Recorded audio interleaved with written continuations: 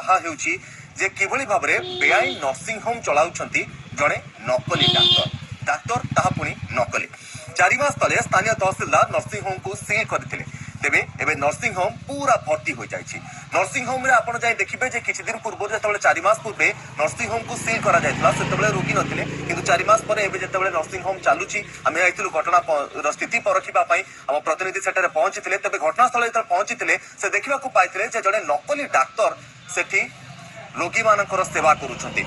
समस्त सरकारी सील को काटी कोविड गाइडलाइन को अणदेखा करी नर्सिंग होम बेधड़क सेठी चिकित्सा चली स्वास्थ्य सेवा अवस्थार एभली नग्न चित्र देखा मिली भोगराई ब्लॉक रे जलेश्वर भोगराई ब्लॉक रे स्वास्थ्य विभाग ऊपर महला रे संपृक्त नकली डाक्तर हाथ थिबारु से कहारी को खातिर करूना आम प्रतिनिधि मानकु मध्य से माने खूब एपट सेपट कथा कहते गाली ग्लोज करने पछाई नथिले संपर्क में अधिक अपडेट देवाई और आलोचना करने आम सहित अच्छा आम जलेश्वर प्रतिनिधि दिलीप दास अच्छा दिलीप निश्चित भाव में ए नकली डाक्तर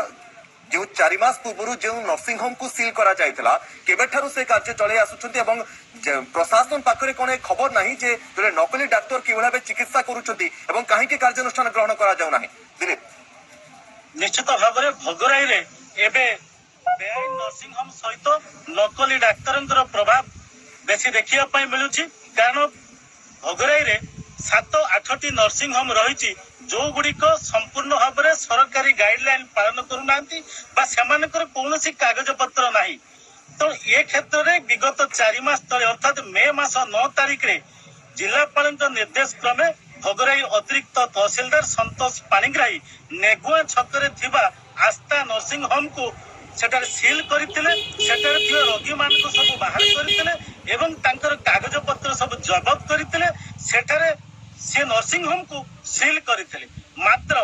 ये जो नकली डाक्टर जे हमर बेआईन नर्सिंग होम को चलाउछंती बिरंची प्रसाद नंद से तांकर अर्थ आउ बाहुबल रे स्वास्थ्य विभाग ऊपर स्तर कर्मचारी को हाथ करी मात्र 3 दिन भितर नर्सिंग होम रो सील को निजे काटिले एवं एबे देखिया मिलुचु जे से नर्सिंग होम रे बहु रोगी चिकित्सित होउचंती सब बेंगल रु आछंती एवं ओडिसा रो रोगी माने मध्ये अछंती तबे गतकाली आमे स्थिति परखिबा पई जाइतिलु काहे की को परिस्थिति रे से नर्सिंग होम खोला हला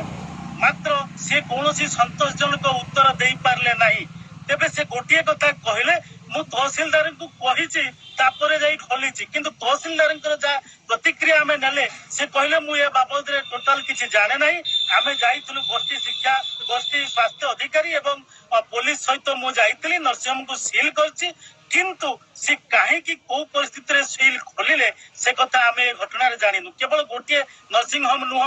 भोगराई रे आउ 2टी नर्सिंग होम मध्ये एमिति बेआईन भाव रे चालुछि एवं सेठी मध्ये डाक्तर माने जो मानकर शिक्षागत योग्यता नाही डाक्तरी पास करनांती से माने डाक्तर नुहंती से माने आसी चिकित्सा करचंती तबे ये बिरंची प्रसाद नंद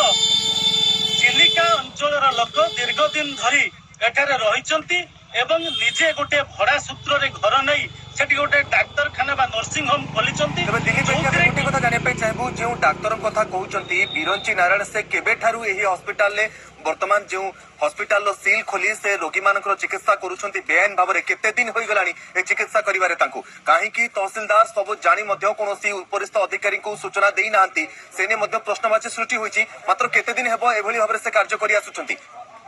विगत 3-4 वर्ष हम आम देखुचु सेठारे गोटे नर्सिंग होम है तेबे गत मे मास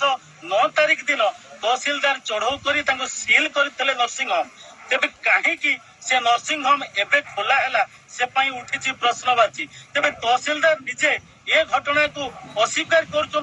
खोलिया कौन परमिशन देना किंतु नकली डाक्तर से तहसीलदार ना कहीं नौ प्रश्नवाची सृष्टि तेबे ये बाबद आम आज बालेश्वर सीडीएम सहित कथा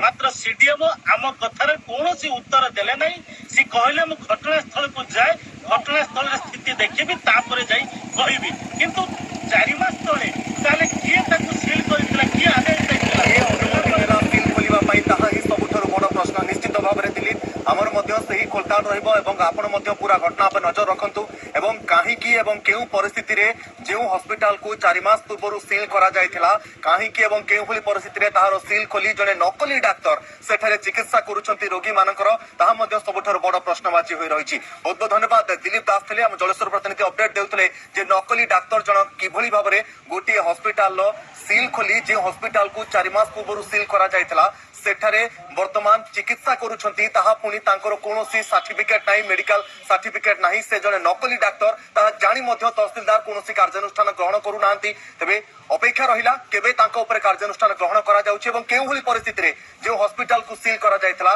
ताकू से खोलिले ताहा मध्ये सबठारु बड़ प्रश्नवाची सृष्टि होइछि एवं तदंत करिवार मध्ये आवश्यकता रहिछि। दर्शक बंधु आपण मान देखुतले दमदार 4